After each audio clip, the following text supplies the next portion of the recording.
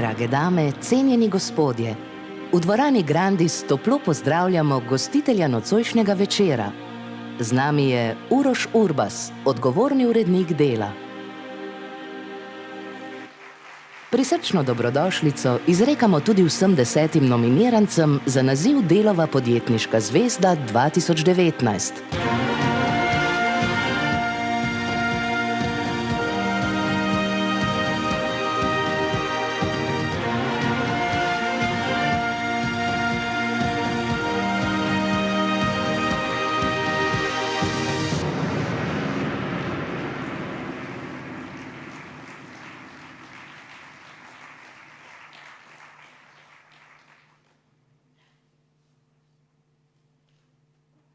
Končno je napočil čas, da sežemo po zvezdah in da nas navdahnejo uspešne zgodbe, med katere nas bo popeljal moderator nocojšnjega večera Gregor Murn.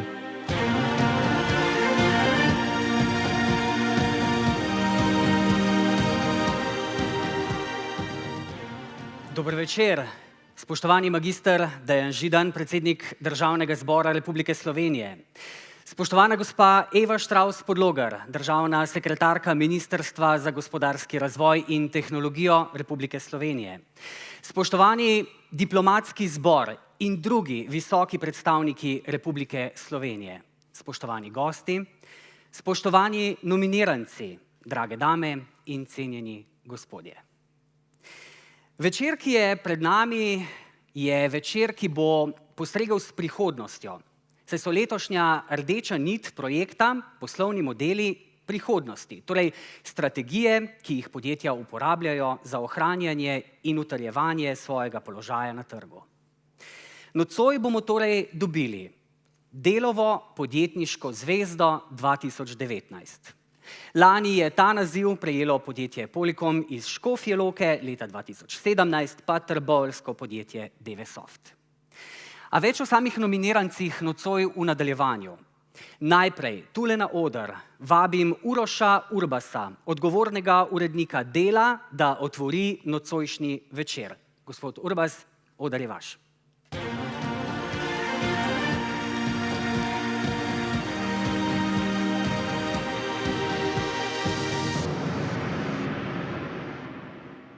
Spoštovane dame, spoštovani gospodje, dober večer.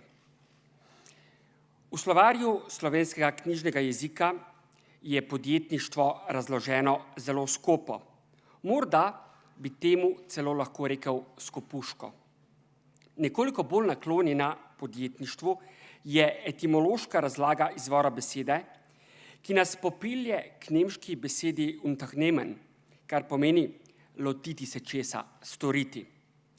In prav to, storiti nekaj, kar presega običajna pričakovanja, kar preseže povprečje, je tisto, kar nas je vodilo, ko smo pred 3 leti v medijski hiši Delo zasnovali projekt Delove podjetniške zvezde. S projektom Delove podjetniške zvezde želimo opozoriti na pozitivno naravnano podjetno Slovenijo, od katere je še kako odvisna naša skupna prihodnost.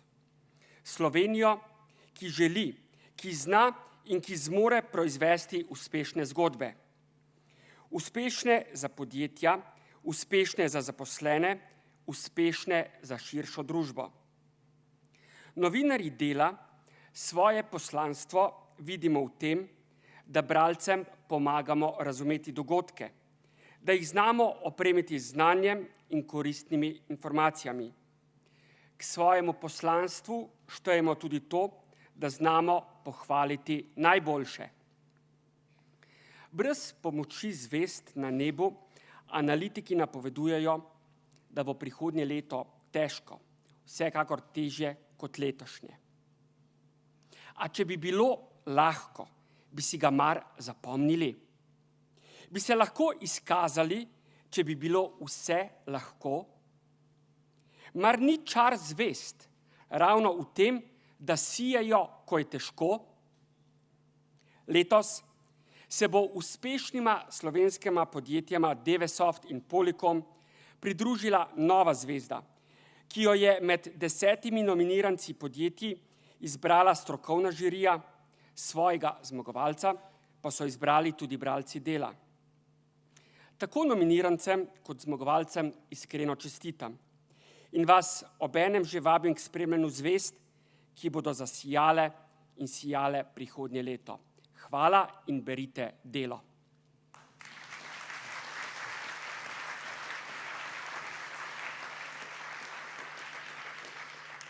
Najlepša hvala odgovornemu uredniku Dela Urošu Urbasu. Nocojšnji slavnostni govornik pa je predsednik Državnega zbora Republike Slovenije, magister Dejan Židan, ki ga v tem trenutku vljudno vabim na oder. Prosim.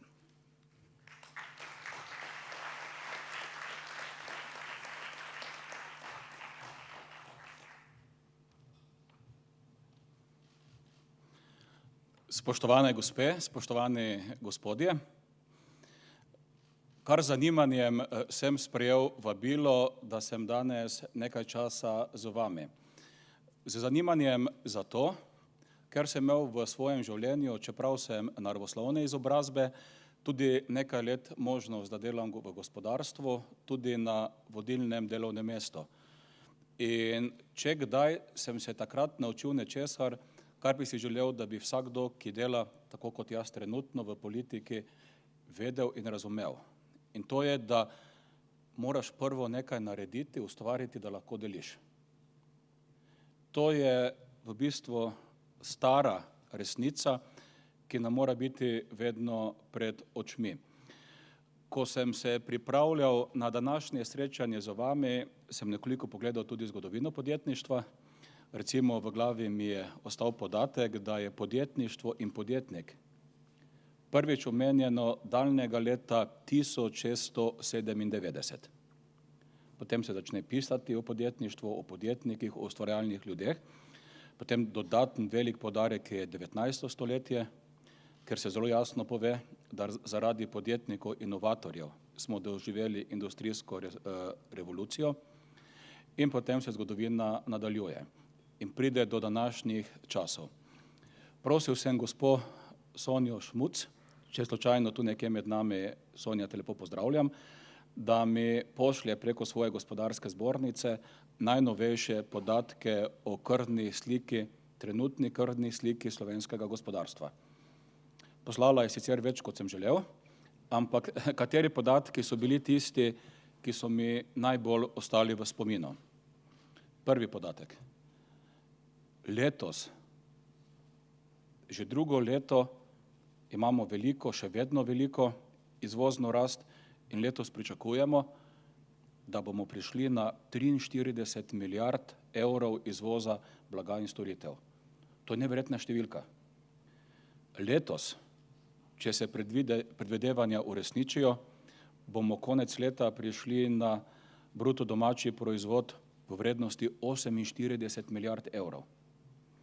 Podatek, ki me je v resnici tudi navdušil, je, da od leta 2008 do danes se dodana vrednost, ki je tako zelo potrebna za razvoj, za vse, kaj želimo narediti, da se je povečala za 25%. Všeč mi je bil tudi podatek, da v zadnjih 2 letih je tudi povprečna plača zrasla za 7%. Torej, podatki, ki sem jih prebral, so dobri. Potem so me zanimale prognoze. Jaz v resnici ne razumem, kako je lahko kdo črnogled, če so tudi najnovejše prognoze o gibanju v slovenskem gospodarstvu višje kot 2%. Še vedno se vse prognoze gibljajo na 2,5 do 3, odvisno katero opazujemo. Družba, ki ne zna dobro živeti z 2% rastjo bruto domačega proizvoda, ima resničen problem. Ni težava rast. Težava je, da se kot družba moramo vprašati, ali racionalno svoje resurse delimo. Spoštovane gospe, spoštovani gospodje, verjetno ste iz mojih besed že razumeli, da sem jaz med tistimi, ki vaše delo izjemno spoštujejo. Sam se zavedam, da imamo v Sloveniji verjetno intimno vsi podoben cilj. Torej, da sledimo poti tako imenovane države blaginje. Blaginje za vse. Vsi razumemo, da je to pot. Kamorkoli bomo prišli, bomo želeli to pot nadaljevati naprej. Vendar ta pot je možna samo v primeru, če slovensko gospodarstvo, slovensko podjetništvo dobro deluje. In tukaj sem vesel vsake zgodbe o uspehu.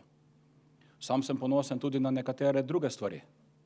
Neverjetno sem ponosen, da v mojem rodnem mestu, v Mariboru, izdelujemo prvi resni nanosatelit v Evropi, za Evropsko unijo. In večina ljudi se sploh ne zaveda, da Slovenci smo svoje naloge opravili. Francozi niso svoje naloge opravili. Njihovo raketo je že 3-krat razneslo, da naš satelit še vedno ne kroži nad nami. Naš satelit deluje, samo njihova raketa ne deluje. Ali pa drugi primer.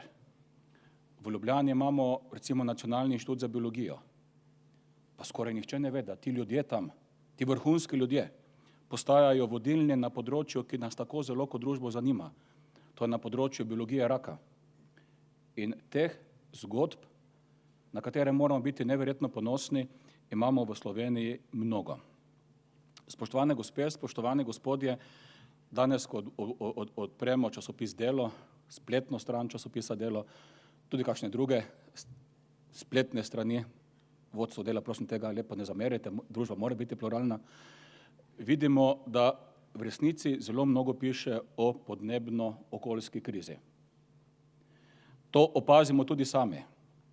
Če si boste ob svojem zahtevnem delu vzeli čas in obiskali recimo Pokljuko in pogledali današnjo Pokljuko in jo primerjali s Pokljuko, to je Triglavski narodni park, edini narodni park, ki ga imamo v Sloveniji, ko boste pogledali Pokljuko in jo primerjali z Pokljuko pred 10 leti, boste ugotovili klimatske spremembe v živo, kot neke vrste biološki poizkus.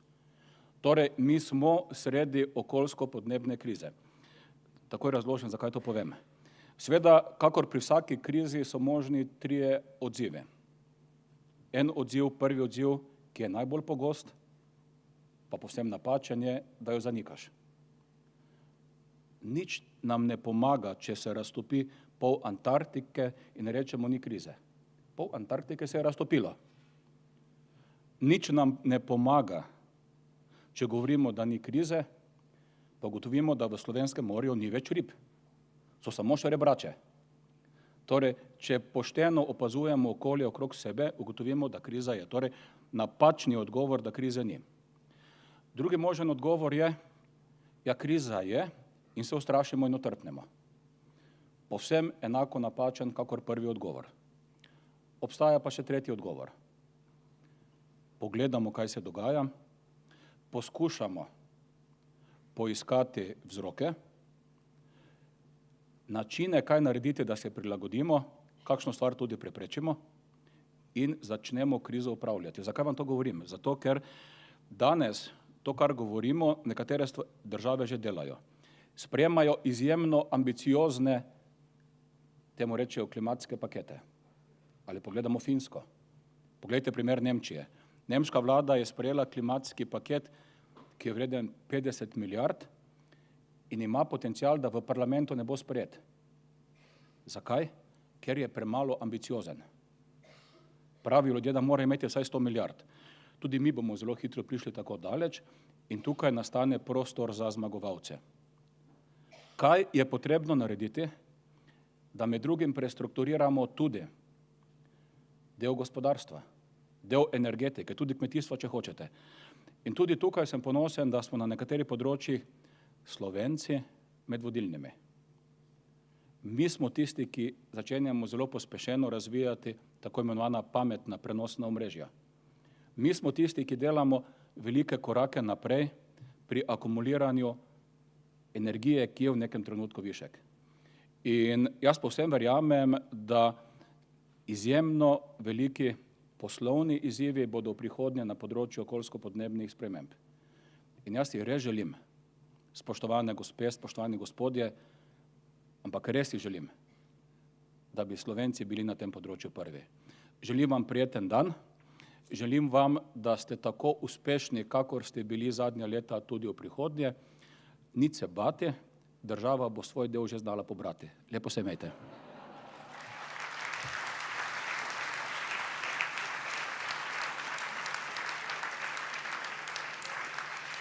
Magister Dejan Židan, predsednik Državnega zbora Republike Slovenije, najlepša hvala.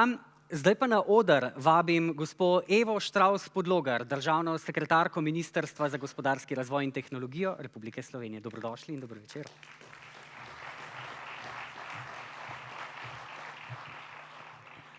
Spoštovani predsednik Državnega zbora, gospod Dejan Židan, cenjene gospe in gospodje. Veliko čast in veselje mi je, da sem danes lahko tukaj z vami v imenu Ministrstva za gospodarski razvoj in tehnologijo. Naj se v uvodu najprej lepo zahvalim današnjim gostiteljem, časopisni hiši Delo. Ne samo za ta lep večer, ampak za vztrajanje na prikazovanju dobrih zgodb.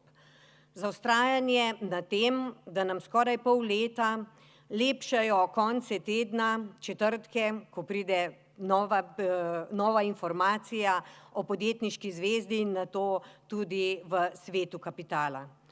Menim, da je izjemno pomembno za vse nas, ki začenjamo dneve z bolj ali manj prijetnimi novicami, da vemo, da so med nami tisti, ki nam kažejo tudi svetlo pot.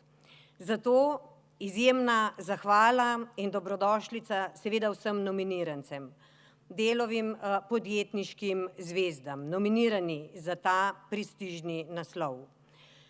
Izjemna hvala za to, da ste pripravljeni deliti vaše dobre zgodbe s širno Slovenijo. Kot vemo, je včasih to za ostale izziv, včasih pa tudi nevoščljivost ne prinese vedno samo pozitivnih odzivov. Vendar ravno vaše zgodbe stimulirajo vse ostale in kot je nekoč napisal Hermann Hesse, zato da se ustvari mogoče, je velikokrat potrebno preizkusiti nemogoče.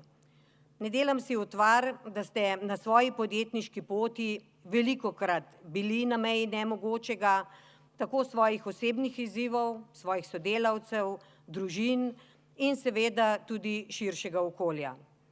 Ampak zato, ker je uspelo vam, je Slovenija danes na uspešni poti in mislim, da res vedno in povsod lahko to s ponosom naglasimo. Na Ministrstvu za gospodarski razvoj in tehnologijo se seveda trudimo, da ustvarjamo tudi za vas dobro, spodbudno poslovno okolje. Upam, da se to občuti. Zavedamo se, v kakšnem nepredvidljivem svetu delate. Predsednik Državnega zbora je že omenil klimatske spremembe. Seveda je tukaj še nizkoogljična družba, digitalizacija, umetnostna inteligenca. To, o čemer govorimo, vi živite iz dneva v dan in znotraj teh tudi vsak dan novih pogojev iščete svoje priložnosti. Zato smo na ministrstvu v preteklih letih veliko sredstev namenili ravno raziskavam, razvoju, inovacij. Od leta 2016, seveda v kombinaciji evropska sredstva in integrala, kar 240 milijonov, s katerimi smo lahko podprli preko 400 različnih projektov in podjetnikov.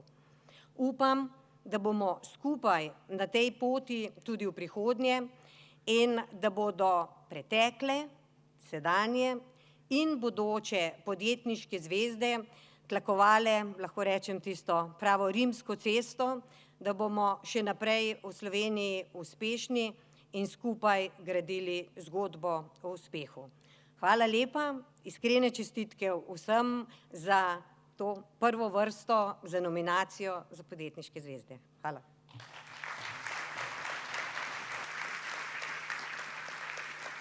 Najlepša hvala, gospa Eva Štravs Podlogar, državna sekretarka Ministrstva za gospodarski razvoj in tehnologijo Republike Slovenije. Kot smo slišali, kot smo povedali, bomo nocoj izvedeli, katera podjetniška zvezda bo zasijala najbolj. A še pred tem na oder vabim osrednjega govornika. To je profesor podjetništva na Univerzi v Koloradu, ki je v svoji bogati karieri ustanovil 9 podjetij, postal investitor, bil 6 let direktor Appla, nato pa po terorističnem napadu 11. septembra, ki ga je preživel, postal filantrop in pedagog. Pomagal je ustanoviti osrednjo svetovno institucijo z področja socialnega podjetništva. Unreasonable Institute je ta in kot mentor in investitor uresničil svoj moto. Smisel je vedno pred prihodkom. Dame in gospodje, osrednji govornik večera je gospod George Deriso. Prosim.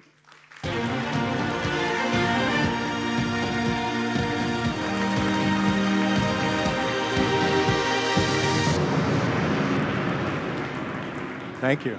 Thank you very much. I'm just going to excuse myself 1 second and grab one of these waters. How is everyone? Has this been good for you? It's great fun. This is a terrific event.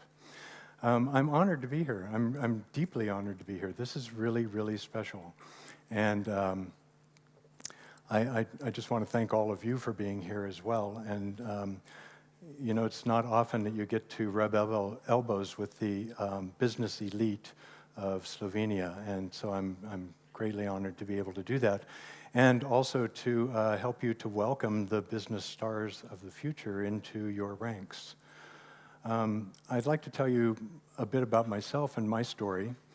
I was one of those entrepreneurs back in the 16th century, so this is kind of a long story. I may need more water. When I was growing up, I grew up on a farm in California, and it was a really cool life. It was a happy life for my whole family, my mother, father, older brother and sister, and my baby brother.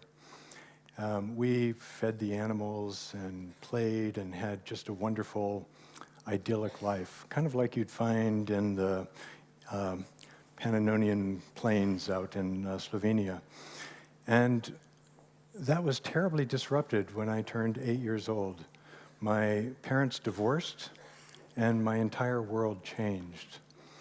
My mother and father had a very acrimonious divorce. They were fighting and arguing and really didn't like each other very much at all.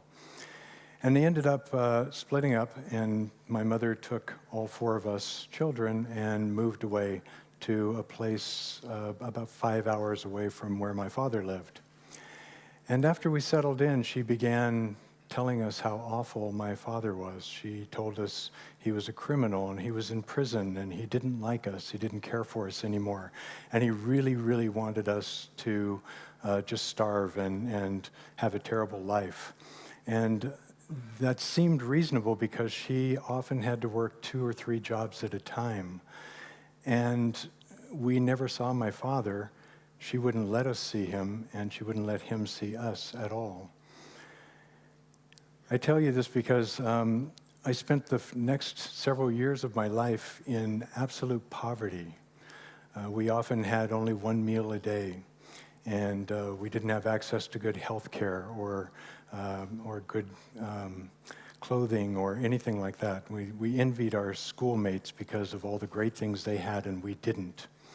And we lived that way for several years. And in California, at age 15, you are allowed to drop out of school. And so that's what my older brother and sister both did after their first year of high school.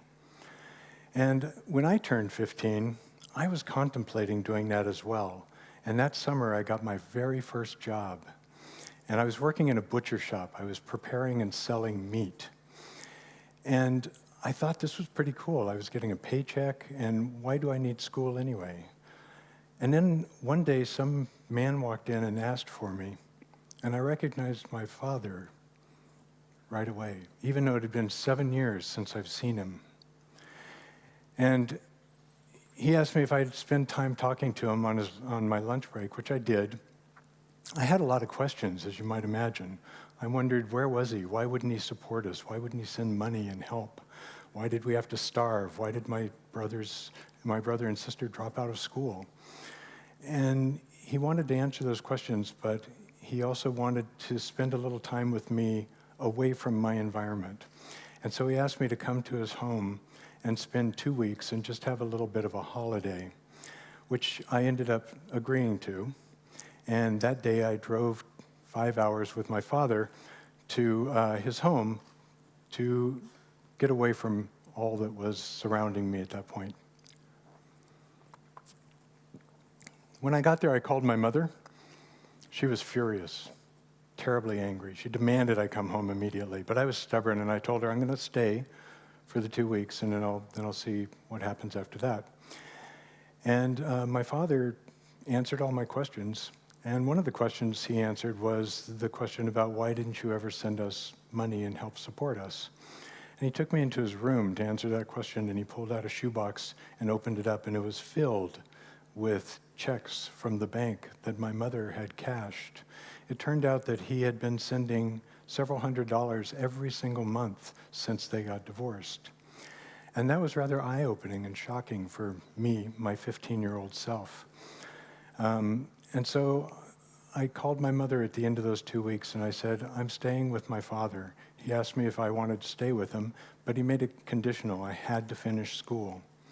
And so I said I would. I'd stay with him, and my mother was very upset. And I ended up finishing high school and getting terrible grades. I was just an awful student by that time. I had no discipline, no study habits at all. And I ended up deciding I wanted to go to college as well. And since my grades were so bad, I could only qualify to get into a community college, which is a free institution that's 2 years long, that prepares you to go to a four-year college in the States. And I ended up doing okay at the community college, well enough to get into a state college, which I ended up doing. But all up, it took me 9 years to get my bachelor's degree. And I worked really hard, but I just wasn't a great student. And so I left with my bachelor's degree and with a teaching credential with the intent of having a career as a primary school teacher. See, I had no interest in business. Business kind of happened to me. And I didn't study business. I didn't want to do business. I knew nothing about business. And none of my degrees have anything to do with business. So there I was, a school teacher in a system where I was trying to exercise my ideals, which was to help people, to change the world, to make things more positive, to fix that climate change that was talked about just a few moments ago. By the way, don't ask me what America is doing for climate change. Bad question. So I went to this university, and I actually did pretty okay, and I got out and I did my teaching. And after 5 years, I became very disenchanted. The public school system in the United States is terribly underfunded, and the teachers have zero power, no power at all. And so I decided I would go back to school and get a master's degree, which I did, in something that was an emerging technology, using computers for training and instruction. And so I started getting interested in computers and the power they could have in the classroom. And when I went back into the classroom after my master's, I bought a computer for my fifth graders, and it was a stunning transformation. You wouldn't know that now because it's such a common thing for school children to have screens in front of them, but back then it was an amazing accomplishment. And so I fell in love with this technology. And at the same time, there was nothing out there for educators, for software to help teach them if they wanted to use these incredible devices in their classroom. And so I taught myself how to code. And I began writing software for my own computer system and for my students. And that worked out pretty well. But I was still very disenchanted with education, and I decided finally to resign my position as a teacher, and I left. And I went to a startup company. I knew these two guys that were starting a company, and I was the third guy, and we created this company in what's now called Silicon Valley. And I did the coding, and they did sales and marketing and so on. And after, 18 months or so, it failed. The company just fell right over. So I went to another startup company. I knew these other guys that were working in a software company, and I was the 9th person to arrive. And we grew that company to 50 people, and we had several software titles, and then it failed. And I realized two things at that point. One was that getting a degree that has to do with being an educator teaches you nothing about business. And two, I needed a job. And so I went to another startup that was a little more established and was getting traction. It was called Apple. You've probably heard of it. And they didn't fail, at least not entirely. So I stayed with Apple for the next 11 years. And remarkably, that's where I learned the most about business, because Apple had a cultural phenomenon that wasn't apparent in any other company at the time, and that's that if you had a good idea, it didn't matter whether you were a receptionist or a security guard or a janitor. It just didn't matter. If you had a good idea, you could take it to your boss, and if they liked it, they would fund it. And if they funded it, you could create it within Apple and grow it and lead it. And so that's what I did. I did that 6 times. And those 6 business units that I created in Apple still exist today. The 7th one was my favorite project. It doesn't exist in Apple any longer. That was my wife. I met her 32 years ago. We celebrated our 28th anniversary this year. And she was a marketing person in Apple. And we actually didn't get along very well because I was technical and she was marketing, and those two never talked to each other in companies typically. But it ended up in the end that we got along, and once we left Apple, it was just fine. We left Apple because she was pregnant. And we were in Australia at the time, and her parents decided they were retiring in this little town called Boulder, Colorado. None of us had ever lived there before, ever.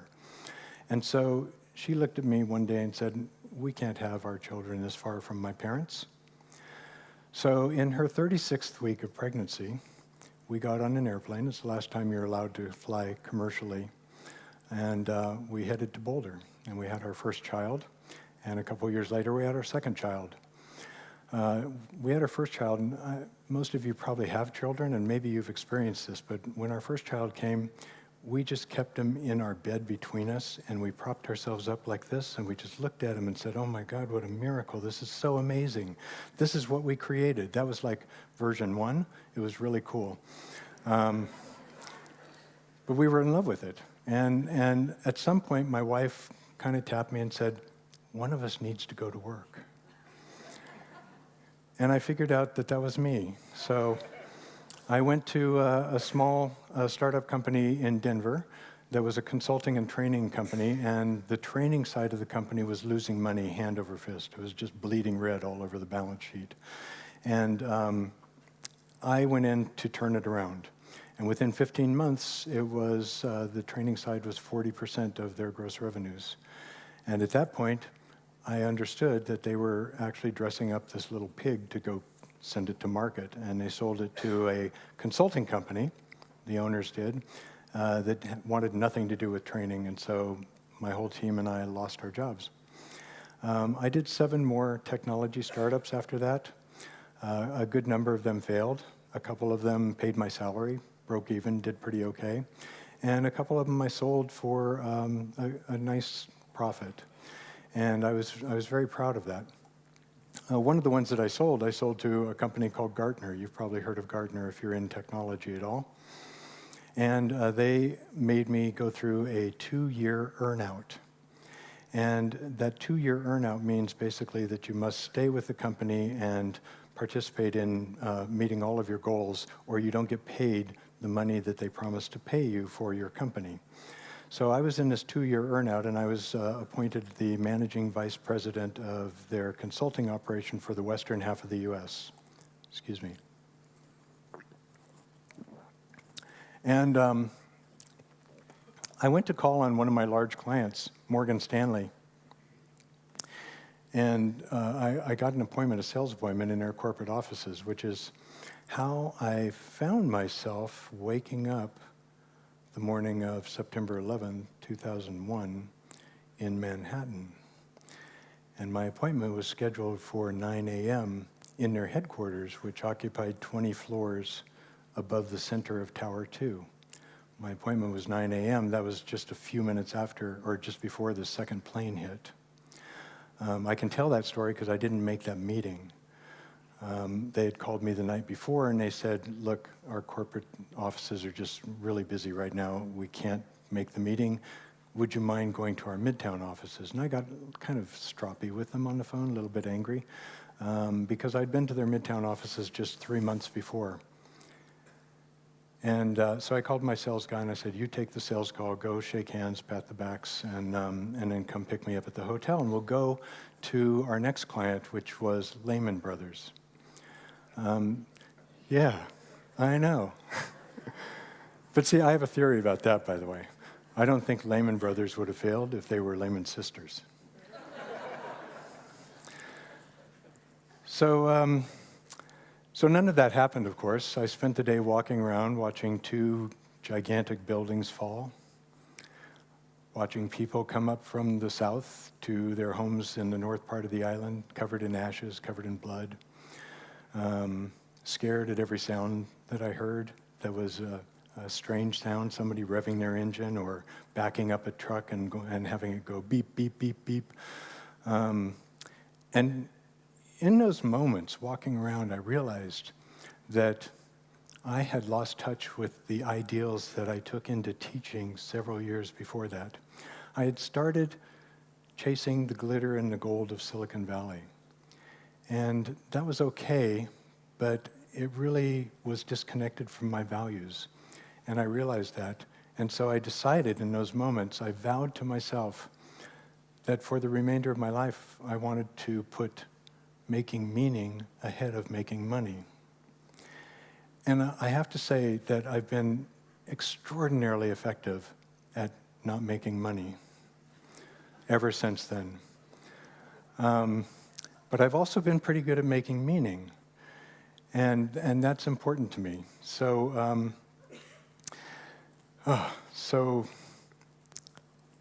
I started walking around my city and trying to find out ways to make meaning. I looked around, I talked to nonprofits, I tried to find the cause that really resonated with me. I sat on some boards and I just really didn't know what I wanted to do, but that was a great period for me because it was a period of healing and a period of really self-exploration and trying to understand who I really was and what I was really about. And the effect of that was great, and I'll explain why in a few minutes, but what I ended up figuring out is that the University of Colorado was the largest nonprofit in Colorado. And I was trained as an educator and experienced as an entrepreneur. So maybe I could teach entrepreneurship at the University of Colorado. So I went to the business school and I suggested that they hire me, and they said, well, let's see how you are in the classroom. And so I volunteered. And I actually volunteered and taught 2 classes every semester for 4 years for free. And they asked me to come on as paid faculty, and I kept saying to them, I don't know if this is what I really want to do. I'm not sure yet. And after 4 years, I looked at myself in the mirror and I said, you know, you've been doing this for 4 years and you love it. Take the money. So I did. Out of my classrooms came the Unreasonable Institute. One of the founders was one of my students. Watson University, Watson Institute, you may have heard of. Some of the Slovenian students in this room have gone to Watson. Some I expect will go at some point. Watson was a business plan that was created by my MBAs in the business plan class. I later advised the entrepreneur who founded it and wrote the school's curriculum and then taught for 2 years there until I had this marvelous opportunity to come to Slovenia and teach at Gaia College. And I thought it was kind of a one-term deal. And so I was sold on that. I could do that. So I excused myself from the fall semester in my university, and I went to Gaia College and I taught there. And now this is my 3rd year teaching at Gaia College. And I'm so grateful to have had the opportunity to teach the people that I have come to love so much. The reason I come to Slovenia, and people always ask me this, is because of you. You guys are the most warm, welcoming, incredible people that I've met, and I've traveled to almost 50 countries. And so I think that's something that you should put out there a lot more and be very, very proud of. You mentioned earlier in your talk a little bit about Slovenians, rallying around Slovenia. And I ask in my classrooms, what Slovenian inventions can you name that had a big impact on the world? How about you guys? Can you name any? Yeah? So how about the longest commercial airliner in service, the Boeing 707, or 747 rather, was designed by a Slovenian. The HP 35 calculator, the first calculator to use reverse Polish notation, was designed by a Slovenian. Last year, there was a discovery in Slovenia that makes me believe that you guys created the wheel. The oldest wheel ever found on Earth was found here. That's pretty incredible. You created the ship propeller. You created plastic zippers. You created the little frame on photographic slides. You created the Rex chair. You created a very innovative airplane. You created a very innovative car. And your ski gear company, Elan, was the inventor of the shaped skis that changed the entire industry. That's pretty big stuff. Every year there's a publication from Babson College and some collaborators in America called the Global Entrepreneurship Monitor. And when you look at that, it evaluates innovation and what countries are most innovative. And you are always neck and neck with the United States. We have the same scores. You guys do amazing things, and you should be very proud of them. So, thank you. I hope you're applauding yourselves. So I want to finish by saying a few things that I've learned in my career. I was an accidental entrepreneur. I really didn't mean to do what I did, and I ended up doing things that I'm really very proud of. But one of the things that I learned is that if I can do it, if this poor farm boy who lived in poverty for most of his young life before adulthood can be an entrepreneur and be successful at it, any one of you can do that. I guarantee it. One of the questions I often get is the second thing I learned. The question that I get is, you're a professor of entrepreneurship. Can that even be taught? The answer is yes, absolutely. Entrepreneurship is teachable. And I have proof. I've been doing it for 15 years now. And I've created a whole bunch of students that, out of my 1,200 or so students over that period, I keep in touch with about half of them. And so I'm very aware of their successes and also their failures. So yes, it's teachable. Another thing I learned is that you need to fail. You need to fail to learn. And failure is a really nasty word in a lot of different cultures, including America. But you don't learn without failing. You don't learn without failing. And I'll give you an example. None of you walked your first steps without falling over. Not one of you. And none of you, if you play an instrument, played it well the first time. None of you rode a bicycle the first time well. None of you skied the first time, or the second or the third, without falling. The difference is that when we fail in business, we somehow think that's different than failing, the repeated failings that are necessary to learn how to do those skills. And so I would like to propose that we stop talking about failure and start talking about practice, because that's what we're doing. We are practicing, and entrepreneurship is a practitioner's art. And so if we can just get that word out of the vocabulary, look, it's an F word. It should be out of the vocabulary anyway. And throw in practice instead, then what we're doing is perfectly normal and perfectly acceptable. Out of my 9 startups, 5 of them failed, 2 of them broke even, 2 of them did pretty well. Those are actually really good statistics if you look at the number of failures and successes across 10 startups. So that's my story. That's all I really wanted to say to you tonight. I think that one of my great pleasures is coming here and being able to work with your young adults and work with people who are enthusiastic about taking the economy to the next level here. And I see so much opportunity, and I'm so grateful that you keep asking me back. Thank you so much.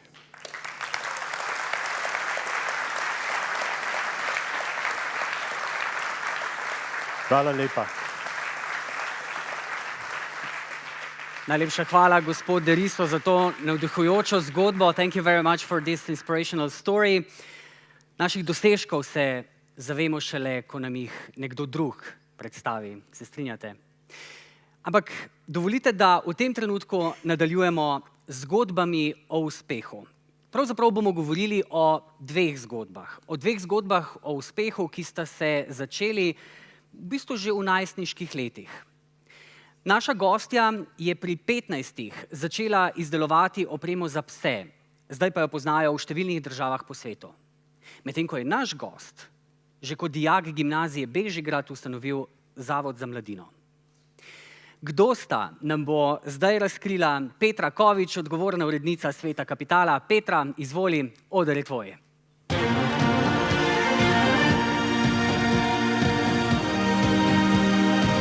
Gregor, hvala lepa.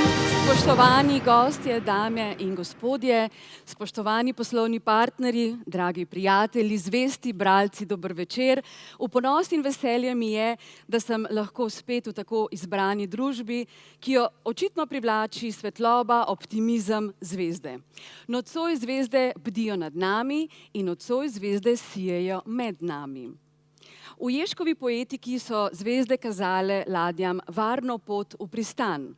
Umirile so otroški jok in pesnikom pomagale najti rimo na besedo lonec. V poslovnem svetu pa nam dajejo zgled, moč, optimizem in predvsem upanje, da bomo premagali izzive prihodnosti. Zato prav vsem nominiranim podjetjem za naziv Podjetniška zvezda 2019 v imenu vseh kolegov uredništva Sveta Kapitala iskreno čestitam in se vam obenem tudi iskreno in srčno zahvaljujem, da ste z nami v zadnjih letih nesebično delili vaše znanje, izkušnje in misli in s tem pravzaprav soustvarjali ne le čudovite, ampak predvsem pomenljive zgodbe, ki smo jih z radostjo vsak petek dajali v branje slovenski javnosti. Resnično hvala lepa. A tako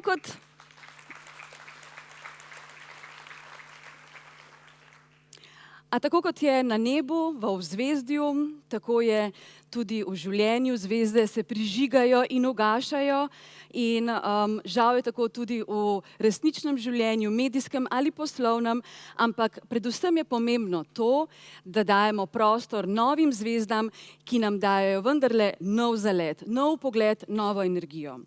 In zelo veseli me to, da sta točno takšni zvezdi tudi med nami. Res, da pripadata mlajši generaciji, a zato nista prav nič manj opazni. Kdo sta, predlagam, da pogledamo najprej v videoposnetku. Prosim.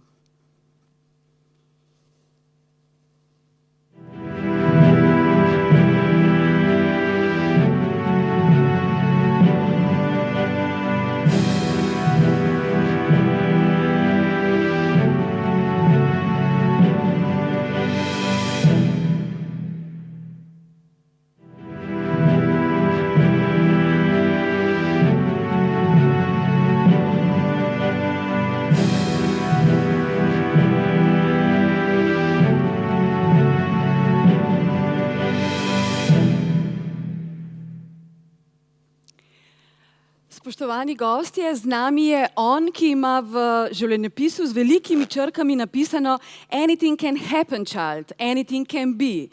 Neizvršni direktor Outfit 7, soustanovitelj socialnega podjetja Simbioza, soustanovitelj zavoda Y in ustanovitelj Global Dream Vision. Pozdravimo, prosim, spoštovani gostje, gospoda Žiga Vavpotiča. Dobrodošel, Žiga. Živjo. Izvoli. In še, z velikim aplavzom prosim pozdravimo v naši družbi mlado Majo Kosi, gimnazijko iz Celja, ki se je začela s podjetništvom ukvarjati po naključju in z veliko ljubezni predvsem do njene psičke Lili. Danes pa vodi podjetje z imenom Doggy Lili. Maja, lepo pozdravljena. Živjo, dober večer. Naj morda samo v opravičilo ali v razumevanje povem, da smo se takole izven etra, off the record, dogovorili, da bomo se tikali. Približno smo generacija, poznamo se in tudi, da bomo nekako doživeli malce bolj sproščeno atmosfero. Tako da toliko v vednost. Sicer pa, če začnemo, Maja, kar s tabo, dobrodošla v naši družbi. Pogovarjali se bomo na tej okrogli mizi kratko in upam, da tudi sladko in pomenljivo o poslovnih modelih prihodnosti, kajti to je bila rdeča nit letošnjega projekta Delove podjetniške zvezde 2019. Kot najstnica, še vedno si najstnica, gimnazijka iz Celja, si se pravzaprav začela zelo drzno in pogumno ukvarjati s podjetništvom. K temu, kot si v mnogih intervjujih dejala, te je motivirala ljubezen. Verjetno še ne veš, boš pa verjetno izvedela nekoliko kasneje, da vendarle tudi v partnerskih odnosih ni ljubezen dovolj. In verjetno tako velja tudi za podjetništvo. Torej, kako bi nam lahko opisala, s čim se ukvarjaš in kako si uspela, da te poznajo in tvoje izdelke kupujejo v 34 državah sveta? Hvala, Petra. Jaz sem tale navezava na podjetništvo, pa odnose se mi zdi kar tak zelo dobra. Okay. Glede na to, da pri 15 sem se v bistvu odločila, da se podam na to svojo podjetniško pot, če jo že lahko tako imenujem, no. Ampak vse se je začelo skoraj z eno ljubeznijo do moje psičke, ker sem res želela dati nekaj, kar bo sam njeno, sam najino in res nekaj posebnega, kar bo utrdilo še bolj najino vez. Takrat sem se odločila, da se res usmerim v pasjo modo, se specializira na tem področju, se pravi pasje rutice, ovratnice, povodci, vse to. V bistvu številka v zadnjih mesecih narasla na 40 držav, ampak temu to povedati, da ne gre to zdaj, da bi bilo to nek velik izvoz, res neko taka veleprodaja, ampak to govorimo o mojih strankah, odkot prihajajo moje stranke, se pravi Indonezija, Združeni arabski emirati, Louisiana, to so pač države, ki so prišle v preteklih mesecih. Tako da mislim, da sem prišla tako dalje, se mi zdi predvsem to, da stvariš neko zaupanje, neko spoštovanje, ki imaš ti do strank in stranke do tebe. Pa je težko združevati sicer, bi rekla, klišejsko rečeno, naporno najstniško življenje in pa podjetništvo?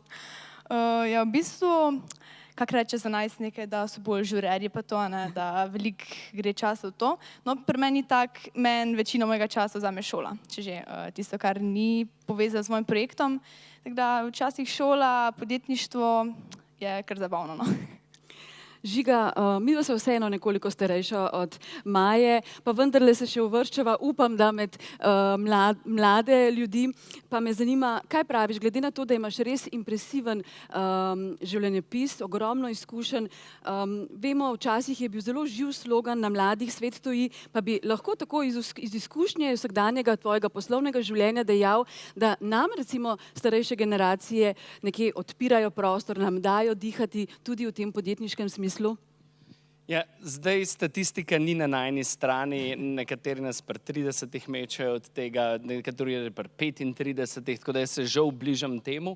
In morda tisti, ki me poznajo, bojo verjetno kle pričakovali, da se bom za mlade seveda zelo boril, ne? Ampak z leti pride modrost, ne? In ugotoviš, da seveda je prav, da mladostno še vedno verjameš in se boriš za stvari, ampak da verjetno je prav, da družba gre v smer sodelovanja. Da tisto, kar opažam, kar vidim, je, da tiste družbe, ki znajo umeščati moške, ženske, mlade, modre, druge kulture, da tiste na nek način zmagujejo. Moja zgodba in zgodba predvsem Outfit 7 je sigurno pokazatelj, da sem izjemno mlad dobil priložnost. Pred 33 po milijardni prodaji sem postal predsednik upravnega odbora podjetja, tako da tu so mi sigurno starejši dali možnost.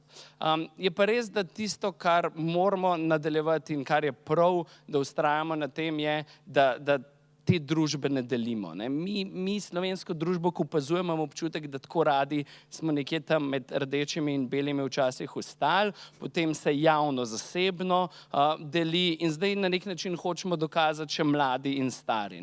Jaz moram reči, da projekt Simbioza je zame bil najlepše darilo v tem smislu, da so prihajali do mene mladi in so razlagali, Žiga, pa veš, ti stari pa niso tam tako za odmet. Toliko je neke modrosti, toliko je nekih pametnih nasvetov.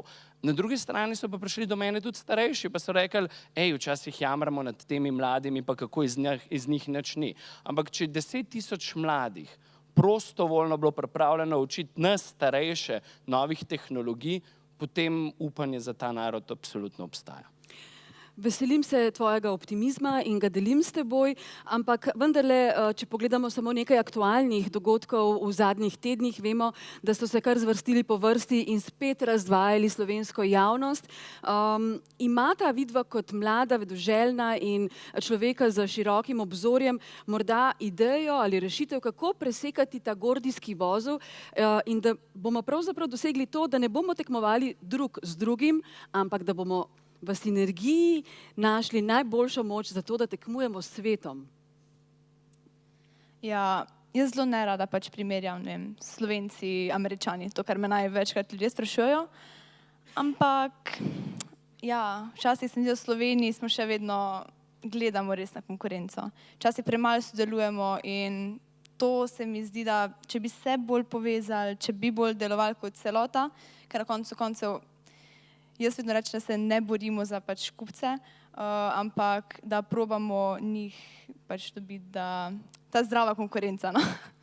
Kako pa so recimo tvoje sošolke, naprimer, ali sošolci, ali širše okolje, družina pravzaprav sprejelo tvojo podjetniško žilico, tvoje udejstvovanje, je bilo kaj zavisti? Mislim, generalno so kar dobro sprejeli. Včasih se mi zdi, da je mogoče strani šolskega sistema, pa ne se, da bi kaj kritizirala, ampak se mi včasih zdi, da pogled na mlade, ki se ukvarjamo s vsakim projektom, podjetništvom, da se vseeno gleda malo iz drugega zornega kota. Drugače pa prijatelji, družina me zelo podpirajo, ampak vsi do neke točke. Žiga, smo v situaciji, ko imamo pravzaprav na eni strani velik globalen trg, ki nam omogoča nešteto, neskončno priložnosti in možnosti, po drugi strani pa ta velikost pravzaprav lahko tudi človeka nekoliko zbega ali ga prestraši. Kaj meniš, kaj so tista prava orodja, rešitve, metode, da bi nekako lahko konkurirali s svetom, da bi se drzno in nekako pogumno spravili na pot proti najboljšim vrhovom pravzaprav tega globalnega sveta? Zdaj, jaz sem pred časom poslušal profesor Katz de Vriesa iz INSEAD-a, ki je rekel, da najlažja stvar v življenju je dajati nasvete. Tako da nevarno je sedeti na tem odru. Pa vseeno, jaz mislim, da tisto, kar je potrebno, je absolutno pogum. Zavedati se, in prej smo slišali, kaj smo že jaz ne rad uporabljam besede male, ampak predvsem ljubke Slovenije uspeli ustvariti. Moramo biti na nek način, moramo razmišljati o globalnih priložnostih in možnostih, in sem vesel, da Maja razmišlja o tem, da ne prodaja samo v slovenskem prostoru, šla je na internet, ugotovila je, da trg obstaja in to je tisto, kar me absolutno pri mladih navdušuje. Zdaj, dve stvari bi bile dobre, če bi se jih bolj držali. To je na eni strani meritokracija in na drugi strani neke vrste zaupanje. preveč čutim, da se ukvarjamo s teorijami zarot, da se ne spodbujamo, da ne znamo zaploskati uspehu soseda in da se na nek način ne veselimo tega, da ljudem uspeva. Tako da, ko gledaš te zadeve, je na nek način to, kar sva prej rekla, da na mladih svet stoji. Danes sem imel, in ta zgodba mi gre danes po glavi, priložnost poznati tudi mlado podjetnico, 22 let je bila stara. Prosili so me, če se lahko srečam z njo in dam nekaj nasvetov. 2 leti fizike, elektrotehnika, z roboti se ukvarja in reče, Žiga, a veš, kaj bom jaz delala? Pa jo pogledam, pa rečem ne. Seks igrače. Pa sem pogledal, sem bil tudi jaz tako malo začuden in rekla, veš, zakaj se seks igračami igrajo moški, ki pojma nimajo, kaj zadovolji ženske? In meni se zdi tako fenomenalno ta zgodba, da nekdo, ki je mlad, brez tabuja, pogleda svet, reče, to bi rad delal. In jaz mislim, da je to tista prava smer, da nastane neka srčnost, neka energija, ki jo imamo v sebi, in to, da si zaupamo vase in da gremo v svet, da je to verjetno tisti recept lahko za uspeh. Žiga, praviš, ne mala, ampak ljubka Slovenija, ampak iz te ljubke Slovenije vendarle vemo, in to je pravzaprav rak rana sodobnega časa, se odseljujejo najboljši talenti. Beg možganov je akutna zgodba sodobnega slovenskega časa. Ali je tudi, recimo, razlog v odsotnosti meritokracije, katero si omenjal? Zakaj misliš, da odhajajo ljudje iz te ljubke Slovenije? Zdaj siliš me v to, da pač moj optimizem zapušča ta podim. Zdaj, na eni strani... Iščemo samo rešitve. Ne, sej, jaz se strinjam in jaz mislim, da je odgovornost vseh nas, da probamo stvari gledati in jih tudi kritično oceniti. Nobena stvar ne gre vedno tako, ne. Če ne gre gor oziroma če ne gre dol ali majavo, se nekaj zgodi. Ne. In jaz nekje 100 držav sem uspel v tem življenju videti in moram reči, da sigurno je kvaliteta življenja nekaj, na kar smo lahko ponosni. Vprašanje pa je, a bomo to obdržali. In ko sem kritičen, to delam res z eno veliko ljubeznijo in željo, da postajamo boljši. Jaz mislim, da vedno si moramo dati to, da postajamo boljši. Jaz sicer upam, da mladi odhajajo zato, da se izobražujejo, da dobivajo nove izkušnje. Tisto, kar pa sem kritičen do države, kjer pa postavljam klicaj, kjer pa me skrbi, pa je, da država ne omogoča pogojev, da se te mladi vračajo. Da, ko govorim z ljudmi na top fakultetah, nimajo občutek, da je Univerza v Ljubljani odprta za njih, da na nek način država ne spodbuja tega. Vprašanje je, če gospodarstvo najde prav take talente. Tako da tu je pa verjetno tista domača naloga, ki jo bomo mogli narediti. Maja, boš čakala na to, da država, politika naredi domačo nalogo, ali boš prej spokala kovčke in odšla v kakšne boljše in bolj ugodne, podporne podjetniške okolja? Jaz zdaj čakala na državo, ne bom, to verjetno ne. Ampak v bistvu to je eno vprašanje, s katerim se, glede na to, da sem 4. letnik gimnazije, srečujem v bistvu tedensko. Vsi me sprašujejo, kam pa zdaj naprej.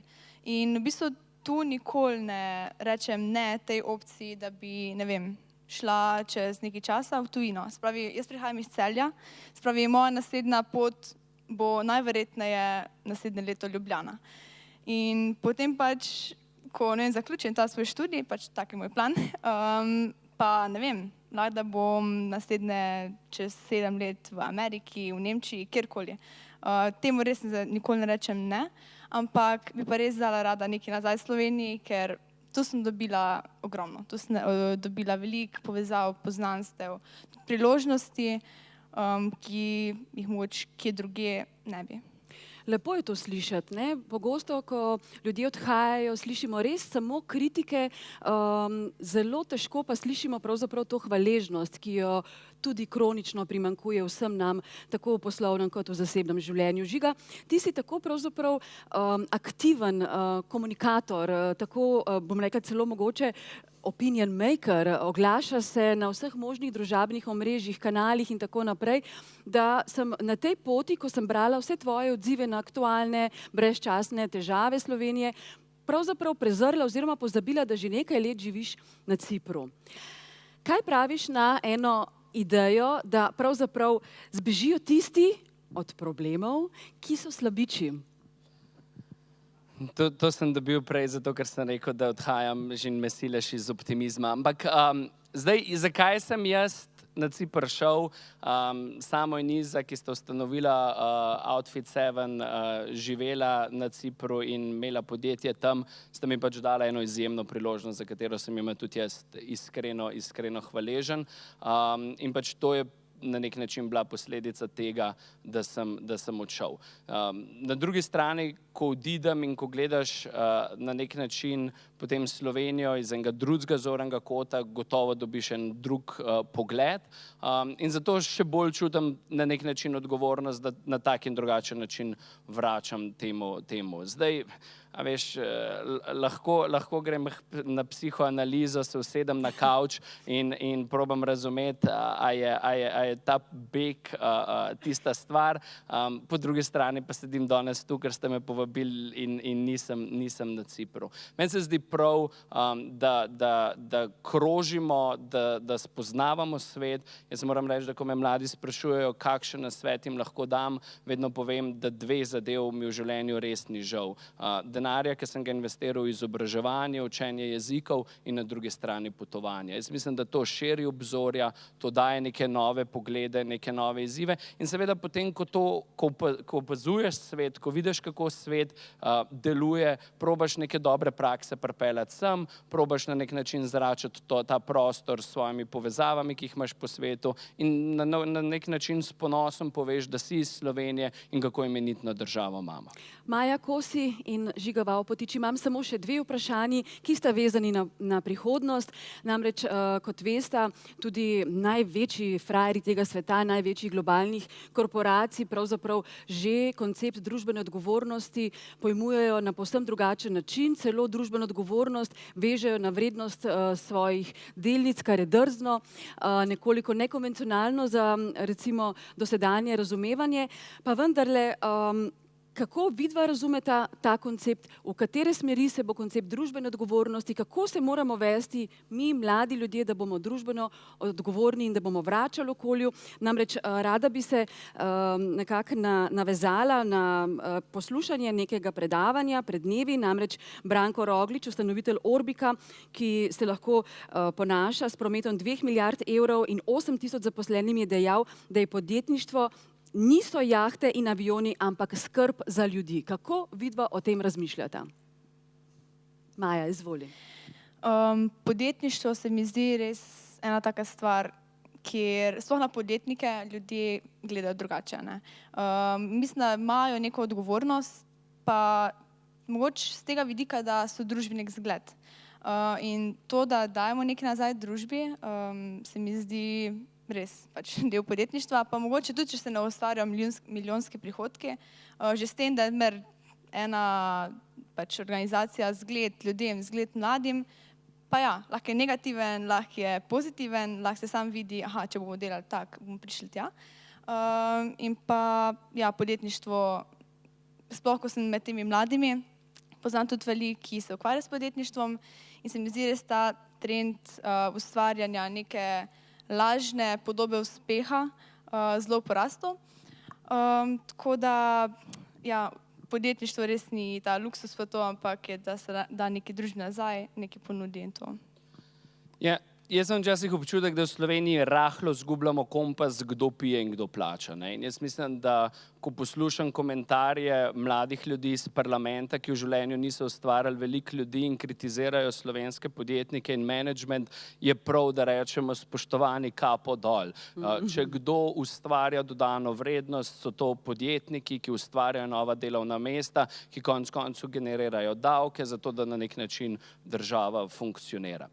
Zdaj, ko sprašuješ o družbeni odgovornosti, je po mojem mnenju ta miselnost prava, seveda že skrb za ljudi, ustvarjanje novih delovnih mest je ena smer. Po drugi strani je globalizacija prinesla nove izzive, svet je mnogo bolj povezan, kot je bil kadarkoli in ko potuješ po svetu, ko gledaš, kaj se dogaja v Pekingu, kaj se dogaja v Indiji, v New Delhiju z zrakom, veš, da je to, kar je predsednik govoril, kar je gost govoril že o podnebnih spremembah, tisto, kar če nas ne bo drug dolgo povezalo, nas bo to moralo, ker če ne, nas preprosto čez 30 let ne bo več. Tako da jaz mislim, da je odgovornost ne samo držav, ne samo velikih multinacionalk, tudi podjetnikov in vsakega posameznika, da na nek način skrbi za družbo in proba prispevati po svojih najboljših močeh.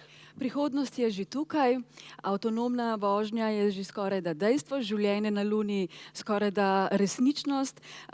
Se veselita Maja Kosi in Žiga Vavpotič prihodnosti ali vaju tudi malo plaši? Pa ne bi rekla, da bi se bala prihodnosti, ker vedno rečem, da prihodnosti ne moremo napovedati, ampak definitivno jo pa lahko vse ustvarjamo. In se mi zdi, da vedno, ne vem, če imamo pred sabo nek cilj, lahko vsa svoja dejanja pač usmerimo k doseganju le tega. In jaz vedno razmišljam, da nočem, da bi zdaj, ne vem, kako moje dejanje danes, ne vem, kako nepotrebno, ne vem, kak nepotreben mail ali pa kaj takega, fotografija, da je bila kasneje v prihodnosti moje breme in bi me pač premenjevala pri doseganju ciljev. Se pravi, prihodnost, ja, je tu. In treba delati načrte. Ja, jaz mislim, da ne moramo si zatiskati oči, da izzivi, ki nas čakajo, po drugi strani pa seveda, da bi zato obremenjevali sebe vsak dan, mislim, da ni prava smer. In ravno pred dnevi sem prebral en tak zanimiv stavek, ki mi je dal zelo misliti, parkrat sem si ga mogel ponoviti, da sem ga razumel, ne? Ampak ta stavek je, da že danes bo že jutri včeraj. Zaključimo s to mislijo. Dame in gospodje, Maja Kosi in Žiga Vavpotič. Prosim za aplavz. Hvala lepa, Maja. Uspešno še naprej. Žiga, uspešno in drzno še naprej. Spoštovani gostje, hvala lepa za vaš čas in za pozornost. In srečno do prihodnjega leta.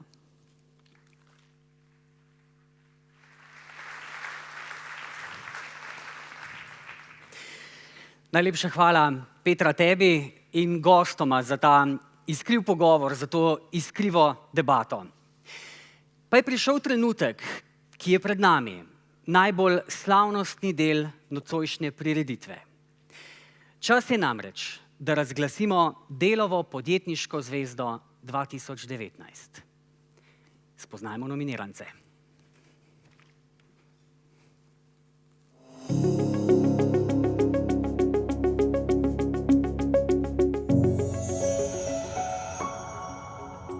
Smo nekako bili vedno zelo inovativni,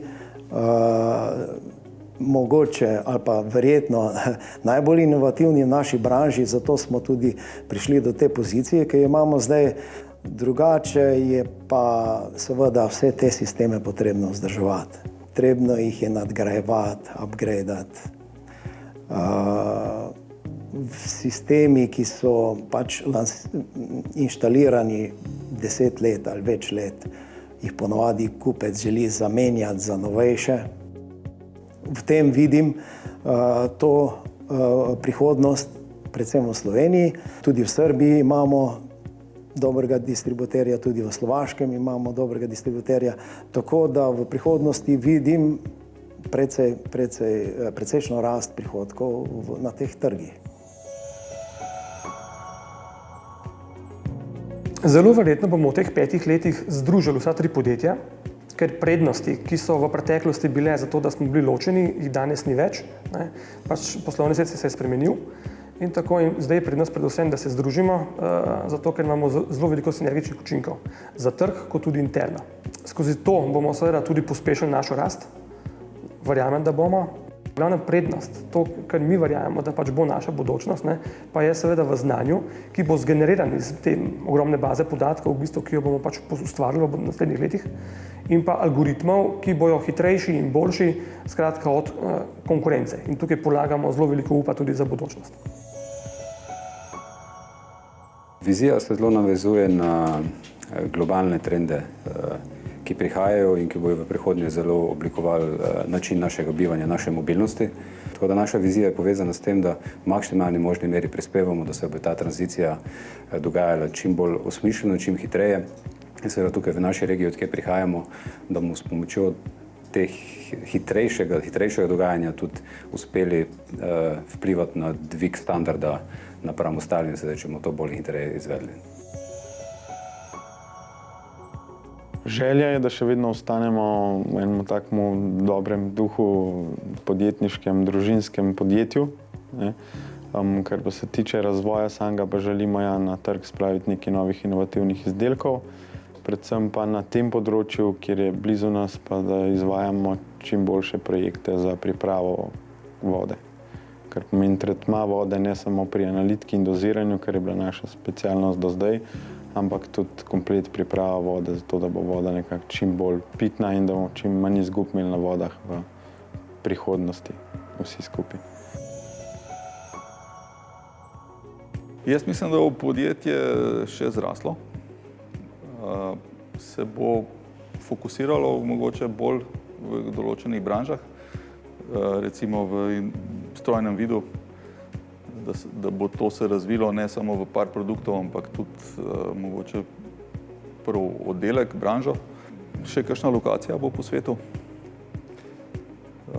Definitivno bomo še zrasli tudi po dodani vrednosti, ker to iščemo kompleksne projekte, kjer je prostor za visoko dodano vrednost.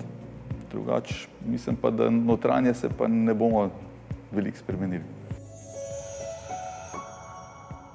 Delamo, če bi jo tako lahko klical, drugo generacijo svetlobe, svetilk, ki gre za ustvarjati udobje v prostorih, udobje, funkcionalnost, varčnost in vse te parametre lepo in tako naprej. Tretja generacija, ki se je lotevamo, ki jo kličemo, je pa svetilka je vedno postavljena v prostor tam, kjer so ljudje. In tam običajno so tudi ostale stvari. Mi nočemo postati veliko podjetje, taka multinacionalka, ki ima na tisoče ljudi, zato ker mislim, da zgubimo tisto, v čemer smo dobri. Zato v bistvu kar ukinjamo kakšne programe stare in gremo na nove, ker smatramo, da rabimo biti inovativni, biti leadership, ne pa ena masovna tovarna ali pa več tovarn na več kontinentih. Ostati srednje, velik, ampak biti najboljši. Še vedno obdržimo to kulturo našega podjetja. Mi si želimo za naše zaposlene imeti dobro organizacijo. Ona pomeni dobro organizacijo, ker se bo vsak počutil kot del te organizacije, da bo vedel, kaj je njegova dodana vrednost in kaj je njegovo poslanstvo. Drugače smo pa usmerjeni v novodobno organizacijo, kar računam, da se bo tudi iz leta spreminjala. Plani so postavljeni, tako da ne bomo zdaj 100 milijonov naredili do 2020, ampak nekje v 5 letih imamo plan. Investicije imamo tudi pripravljene, nekje do 2 milijona na leto bomo sigurno investirali v to. Vendar nam je bolj cilj, da poskušamo se približati našim strankam. Jaz mislim, da je področje kriptosveta oziroma rečemo temu blockchain tehnologij še v povojih in kaj se bo zgodilo čez 10, 15, 20 let, lahko samo ugibamo. Vsekakor pa tehnološko gledano bo blockchain tehnologija ostala. V vsakem primeru pa recimo uporabniki bojo vedno imeli potrebo po tem, da se identificirajo, autentificirajo na način, ki ga ne gre oziroma ga gre zelo težko zlorabiti. In v osnovi je naš izdelek nekaj, kar nudi točno to v povezavi z kriptovalutami oziroma z blockchain tehnologijami. Podjetje Robeta želi v 5 letih proizvesti 500 premium vozil. S tem želimo osrečiti 500 novih kupcev, jim dati nova doživetja in jim ponuditi nove poti v življenju. Ljudje so potovali, ljudje potujemo in ljudje bomo potovali. Zato verjamem, da bo v roku 10 let še kako pomembno, kako hitro bomo znali izkoristiti naš prosti čas. In verjemite mi, da Avtodom je prava rešitev za to, kako lahko hitro preklopimo iz službe na užitek.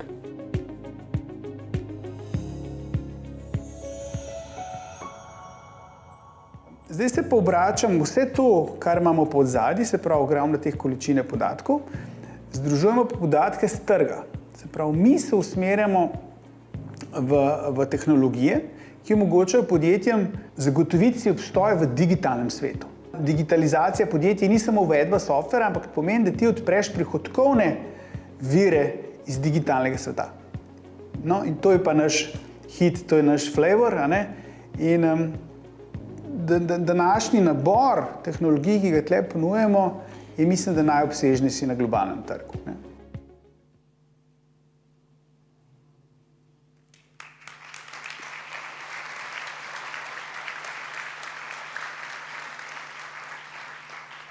To je torej 10 nominirancev. V tem trenutku prosim, da se mi tule na odru pridružita gospa Nataša Luša, glavna direktorica Dela, in gospod Andrej Kren, glavni direktor Dela, ki bosta vsem nominirancem podelila priznanje. Prosim.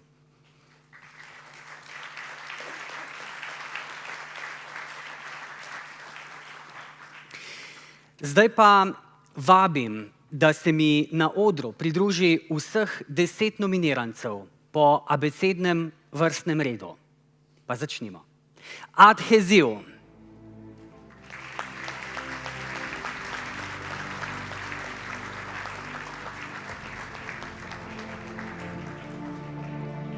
Asoft.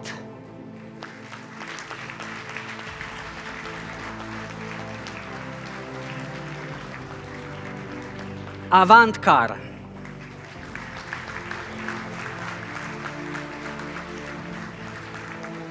Kontrolmatik ABV.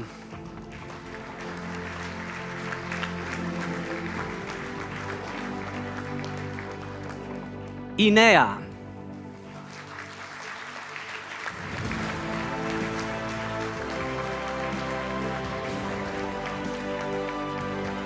Intralighting.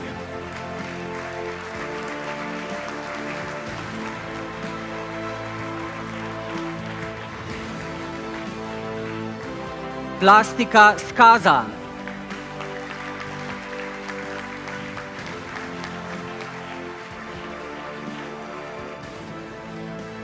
Real Security.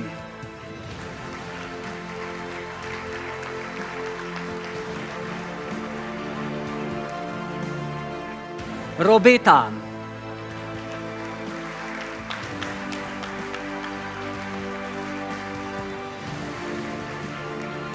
In še zadnji nocojšnji nominiranec, SAP.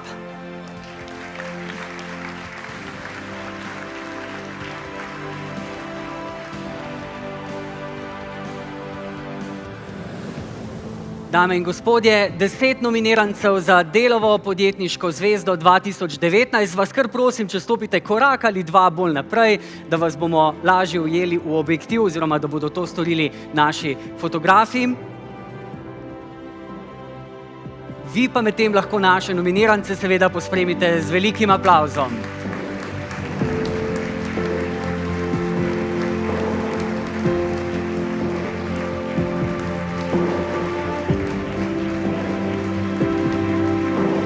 Hvala lepa obema podeljevalcema in hvala lepa vsem nominirancem, ki boste ob odhodu z odra prejeli še darilo od Generali Investments, generalnega pokrovitelja. Najlepša hvala in uživajte seveda v preostanku večera in ob razglasitvi. Izvolite, hvala lepa.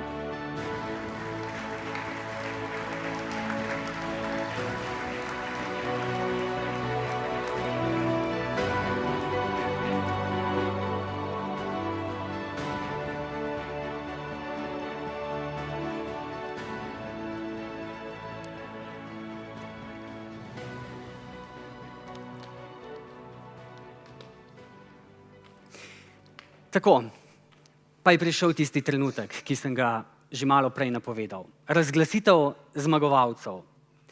Najprej na oder vabim urednika Dela Uroša Urbasa, ki bo razglasil Delovo podjetniško zvezdo 2019 po izboru bralcev Dela. Prosim.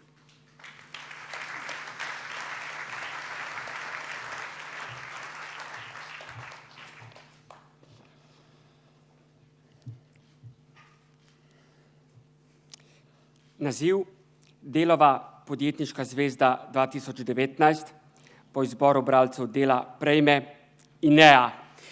Na oder vabim predstavnika podjetja INEA, gospoda Petra Kostina.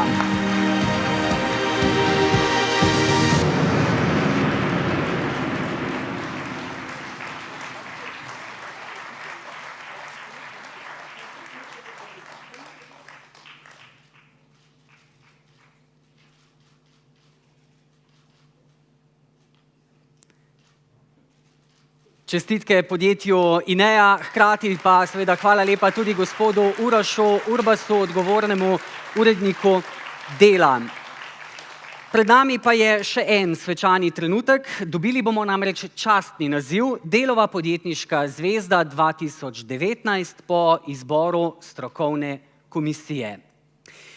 Pred razglasitvijo Podjetniške zvezde leta 2019 po izboru strokovne komisije pa je prav, da vam to tudi predstavim. Predsednik komisije Stojan Petrič, predsednik nadzornega sveta skupine Kolektor, člani komisije magister Aleš Kantaruti, državni sekretar na Ministrstvu za gospodarski razvoj in tehnologijo Republike Slovenije, profesor dr. Dušan Mramor, profesor na Ekonomski fakulteti Univerze v Ljubljani, Iztok Novak, direktor podjetja Polikom Škofja Loka in dobitnik nagrade Delova podjetniška zvezda leta 2018. Ter Luka Podlogar, MBA, predsednik uprave Generali Investments. In na oder v tem trenutku vabim predsednika strokovne komisije, gospoda Stojana Petriča, predsednika nadzornega sveta skupine Kolektor in gospoda Luko Podlogarja, predsednika uprave generalnega pokrovitelja Generali Investments, da nam razkrijeta, katero izmed 10 podjetij, ki so že postali nominiranci, je postalo tudi Delova podjetniška zvezda leta 2019. Prosim.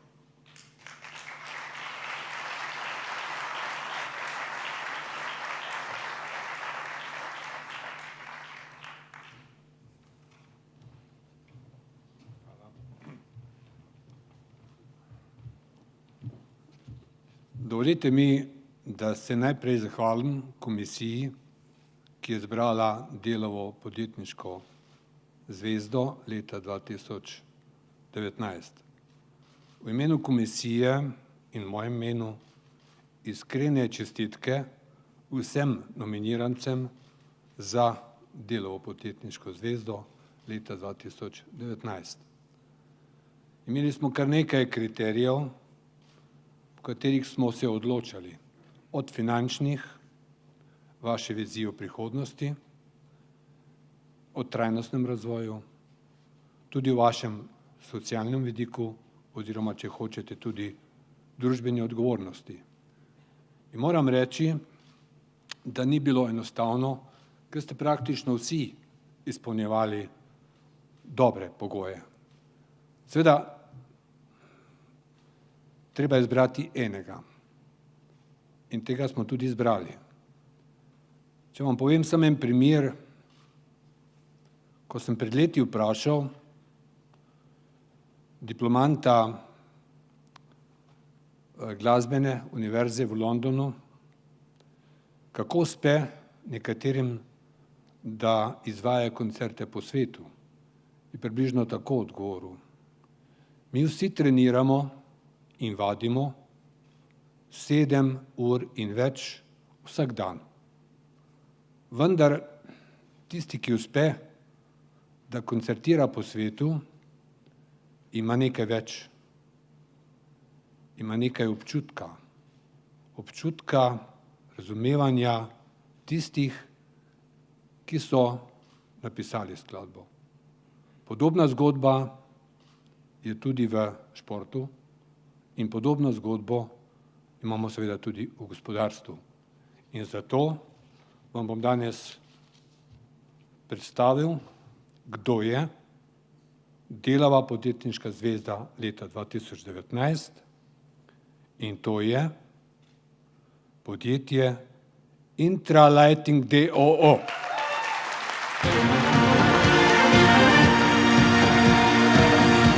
Na oder vabim predstavnika podjetja Intralighting, gospoda Marina Furlana in gospo Marjeto Furlan.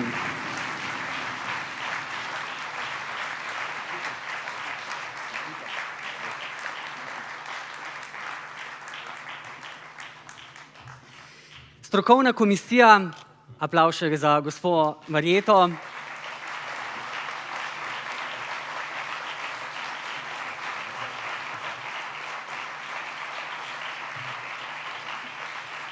Strokovna komisija je o izboru Delove podjetniške zvezde 2019 zapisala tole.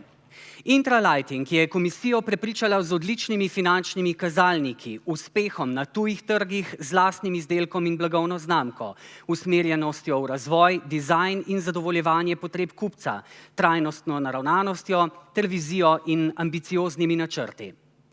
Proizvajalec arhitekturnih svetil, svetlobnih sistemov in pametnih rešitev razsvetljave iz Šempetra pri Gorici, ki je v lasti družine Furlan, je hitro rastoče, vendar stabilno podjetje.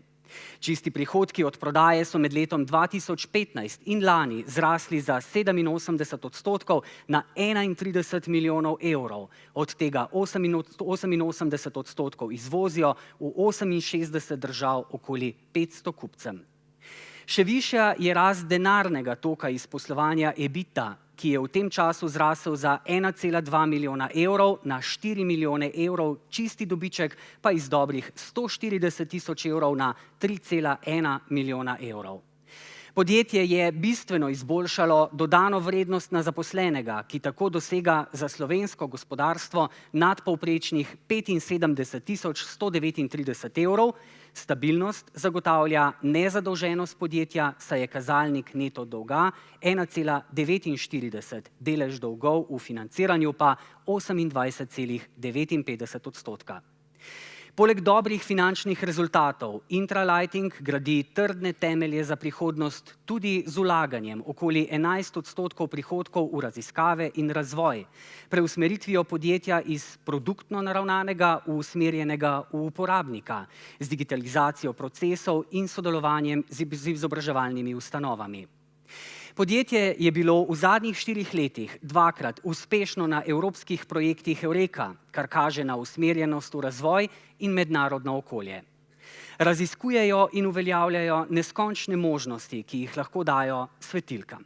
Ustvarjajo svetilke, ki bodo imele vonj in dodatne zaslone ter absorbirale hrup, saj se z ljudmi z njimi pogovarjale in se bodo v 99% približale sončni svetlobi. Poudarjajo dizajn, kakovost in servis.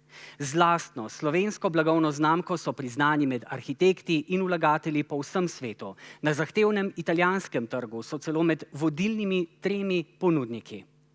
Izpostavljamo tudi trajnostno naravnanost podjetja. Svetila izdelujejo iz materialov, ki se v 93% lahko reciklirajo.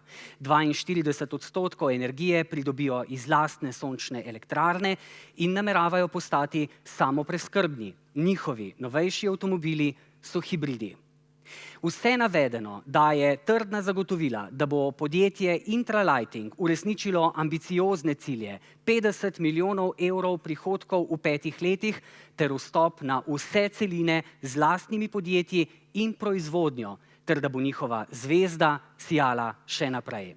Delova podjetniška zvezda po izboru strokovne komisije je torej Intralighting. Čestitke!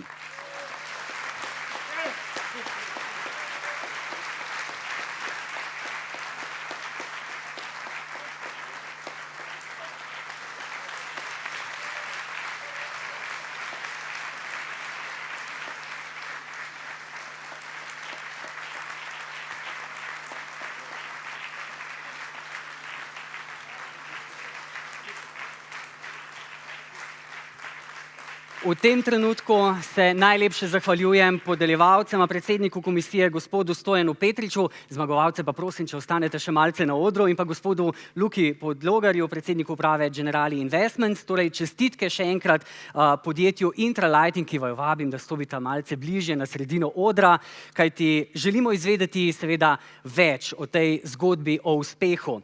Zato zdajle na oder vabim novinarja časnika Delo, Nejca Goleta, ki bo zmagoval zmagovalcem naslova Delova podjetniška zvezda 2019 opravil seveda tudi pogovor. Nejc, prosim.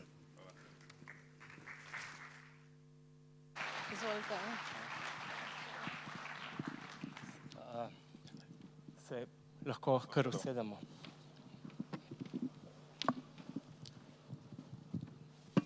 Izvolite, gospod in gospa Furlan. Iskrene čestitke vama in vajnim sodelavcem o prejemu nagrade tega laskavega naslova. Slišali smo obrazložitev strokovne komisije, izjemno hitro je podjetje raslo v prihodkih, v dobičku, dodani vrednosti, ob tem pa ohranilo stabilnost. Ambiciozni so tudi cilji za naprej. Kakšen poslovni model je omogočil ta preboj in bo uresničil to vizijo, ki je, kot pravite, postati najboljše? A veste, to je tako kot v familiji. Recimo, lahko se pohvalim, da imava izjemne otroke, skromne, samozavestne in sposobne. In to je zasluga moje žene. In tudi v podjetju sva skupaj, kjer ima zelo podobno vlogo. A bi še vi kaj dodali? Ampak, če govorimo o nečemu, kar je vizija, je najprej potrebna stabilnost. In sem najprej o tem govoril. Zdaj, če govorimo pa o viziji, jaz mislim, da jo imamo kar dobro začrtano in lahko rečem, da sem še najbolj vesel, ker jo vidim v mnogih slovenskih podjetjih. Ne samo pri teh, ki so danes tukaj, ampak v mnogo več podjetjih. In vizija seveda povezana z korajžo. Rabiš hoditi včasih malo po robu, tudi malo riskirati. Zdaj starejši, kot postajaš, manj riskiraš, ampak nadomeščaš to z izkušnjami. Tako da vedno je treba delati s presežki, vedno se je treba vprašati, zakaj nekaj počneš in ključno vprašanje je zakaj. To je isto, kot da bi rekel, če gledaš, kaj počnejo tvoji konkurenti, načeloma zapravljaš čas. In to je isto kot na 100 metrov, ko tečejo najboljši na svetu in če te prvi sam glava obrne, je že drugi zaradi tega. In jaz mislim, da danes v podjetništvu moraš imeti vizijo in korajžo. Prav gotovo. Postanimo pri familiji. Delove podjetniške zvezde letos podeljujemo tretjič, so vedno doslej postala podjetja, ki jih je vodil uspešen direktorski dvojec. Devesoft, Jure Knez in Andrej Orožen, Polikom lani sta vodila brata Stanonik, Ostanimo družinski, tukaj imamo moža in ženo, ki uspešno vodita Intralighting. Kako vidva delujeta v podjetju, kakšna je ta kombinacija? Mož vas že toliko pohvalil prav, da dobite besedo. Že kar nekaj let nazaj smo imeli svetovalko, ki je prvo začela s tem, da si midva definirava, kaj kdo dela. In to jaz mislim, da je bil prvi tak preskok, ker prej karkoli je vprašala moža, je rekel, to jaz delam, to jaz delam, to jaz delam, to jaz delam. In pol je rekla, ja, kaj pa ne delate, ne? Takrat se je začelo razdvajanje, ne? To se pravi, da sva si točno razdelila funkcije in mislim, da to kar uspešno počneva, ne? Jaz v bistvu bolj vodim finance in nekako controlling, nadzorujem naša podjetja, tudi kadrovsko gledam bolj na sodelavce in izobraževanje in take stvari, medtem ko pa mož, razvoj, prodajo, nekako tako imamo razdeljeno. A tudi doma taka razdelitev vlog špila? Šujem za prijatelja. Doma pa bolj hodimo spat. Tako da, kadar smo pa kakšno soboto, nedeljo, pa tudi uživamo, ne. Omenili ste otroka, ki ga vpeljujete v podjetje. Danes smo v Sloveniji v neki fazi, kjer mnogo ustanoviteljev družinskih podjetij je pred tem, da razmišlja, kako bo izstopilo iz vodenja podjetja. Bodi si bo predalo otrokom, bodi si zunanjim menedžerjem. Ne, da bi vas kam podili, ampak glede na to, da že vpeljujete otroke, že razmišljate, kakšna bo vaša pot? Ja, jaz sem že kot študent bil uživač, ne? In imam veliko srečo, da imam tako ženo. Tako da jaz upam, da bom kmalu prišel do tega, da bom lahko bistveno več časa za sebe in vnuke porabil. Otroci seveda že prevzemajo kar ključne funkcije v podjetju, ampak morate drugače gledati, da tudi mi dva sama nisva zaslužna, da je podjetje tako uspešno, ampak je kar mnogo sodelavcev, ki danes funkcionirajo kot dober tim in mislim, da je ključno pri vsemu skupaj ravno to. Sodelovanje med oddelki, med ljudmi na različnih projektih, timsko, ljudje iz različnih oddelkov. Tako da tle je mi pravimo na našem koncu mineštra, zelo dobra hrana iz zelenjava in fižola zmeraj, ampak ljudje, kadar deluje skupaj, ustvarjajo. In ko se znajo tudi poslušati in ko imajo cilje pred sabo, jih tudi realizirajo. In mislim, da otroci so tudi na dobri poti, namreč cel naš kolektiv je relativno mlad, povprečna starost je pod 40 let, tako da pred podjetjem je kar velika perspektiva tudi z naslednjo generacijo.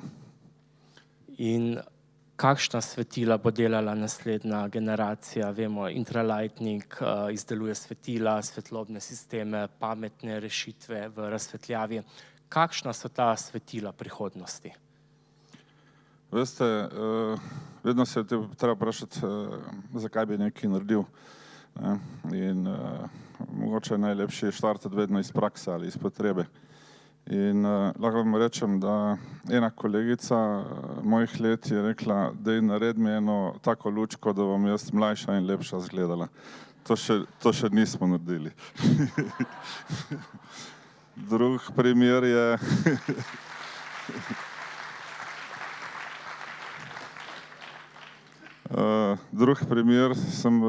recimo je kolega, tudi bolj redko doma spi, tako kot jaz, mogoče prije kako uro prej domov kot jaz, ampak je podobno.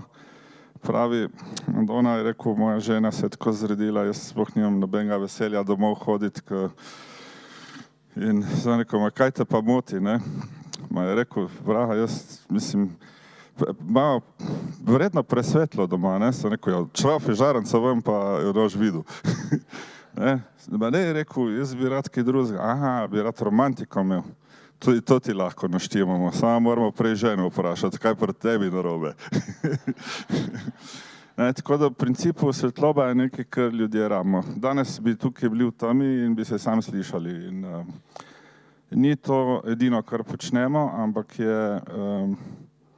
mi smo zelo blizu zdaj, da z umetno svetlobo ustvarimo in torej meritve še potekajo. Nekaj, kar sonce daje nam vsak dan, da lahko živimo. Namreč ne samo za neko delovno okolje, kjer delamo, ne glede v tovarnah ali v bankah ali pisarnah. Tudi veliko delovnih mest je v popolni temi, razni nadzorni centri in podobno. In tle je zdaj nekaj, kar bomo poskušali sonce resnično z umetno svetlobo skopirati. To ni kopija, tako kot počnejo Kitajci, ampak to je kopija narave in vse stvari, ki jih je narava naredila, so zagotovo najboljše. Zdaj, kako se temu približati, je seveda ni lahka naloga. Ustvarjate sonce, sonce je zvezda. Prepričan sem, da bo vaša zvezda svetila še močneje v prihodnjih letih. Hvala lepa in se vidimo prihodnje leto. Hvala lepa tudi vam.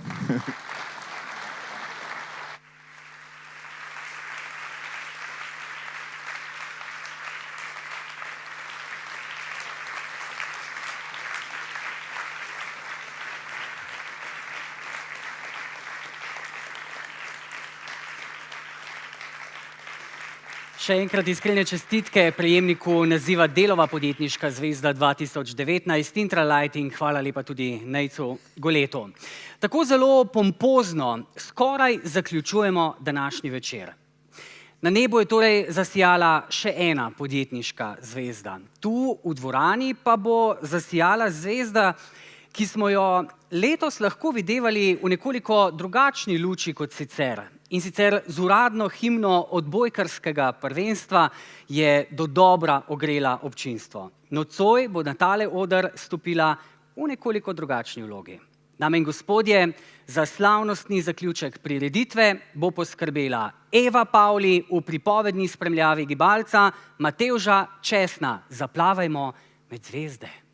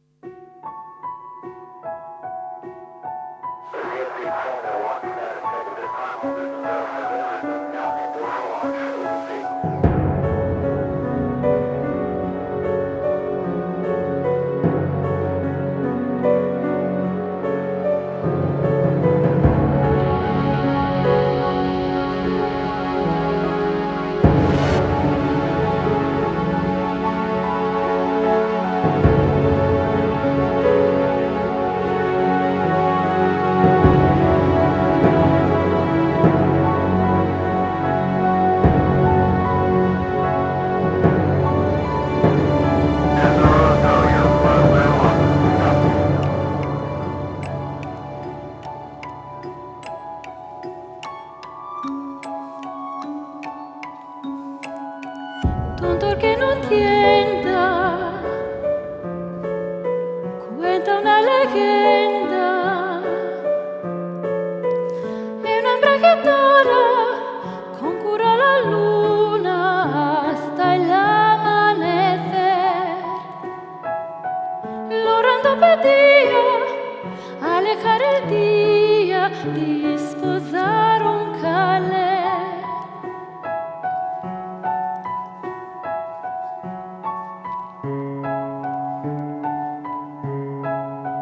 Tendrás a tu hombre piel morena, aligerando la luna llena, pero a cambio quiero el hijo primero que le engendres a él.